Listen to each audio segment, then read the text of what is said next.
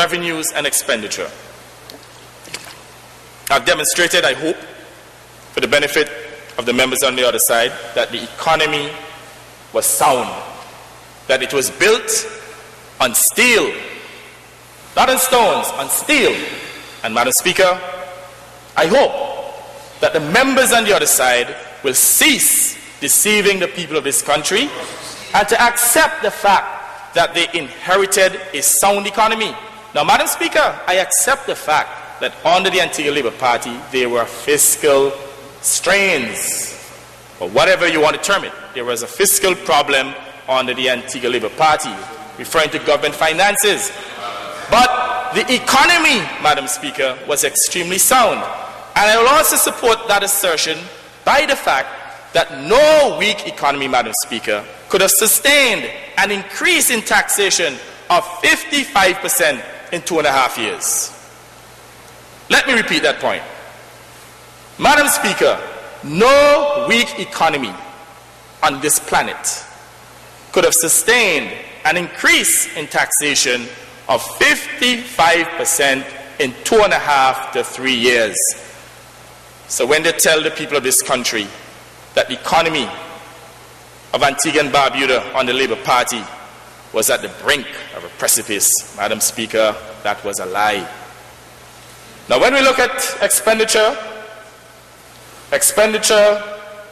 in the red bars, and revenues, Madam Speaker, in the blue bars, we'll see here that revenues moved from a low. Well, for the Antigua Labour Party, it was a high. It was the single largest amount of taxes collected by the Labour Party in its history. So it was a low for the Labour Party, a high for the Labour Party, but a low for the UPP.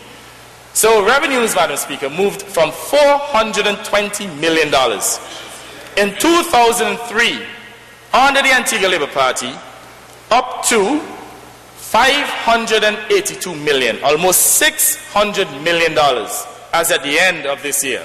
In fact, that's the projected amount for the end of this year. And Madam Speaker, for 2006-2007, they are projecting a further increase to $650 million in revenues. So Madam Speaker, we're talking about a $230 million increase in tax, in revenues, that would have been enjoyed by the UPP government. The people of this country never empowered the Antigua Labour Party to that extent.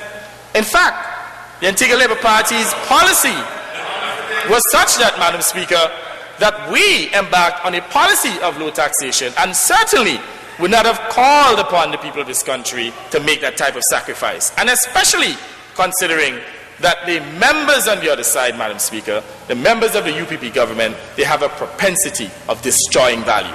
And I'll prove that, Madam Speaker. So we'll see here that whereas revenues increased considerably from $420 million up to, or projected for 2007, up to $650 million, we still have a major problem with expenditure, Madam Speaker.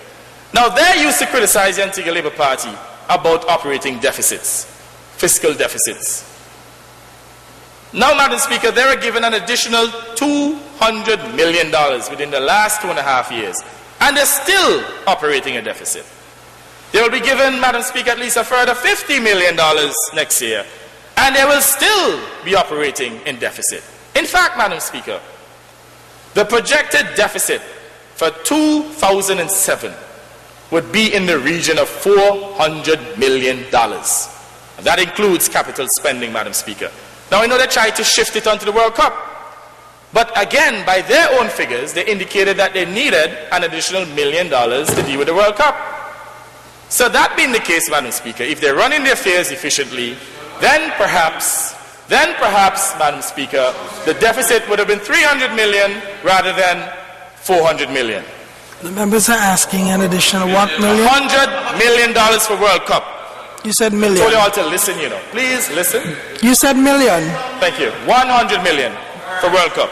So I'm saying here, in that case, assuming that they're spending $100 million for the Cricket World Cup, one would have expected that the deficit would have been perhaps $300 million rather than $400 million. And even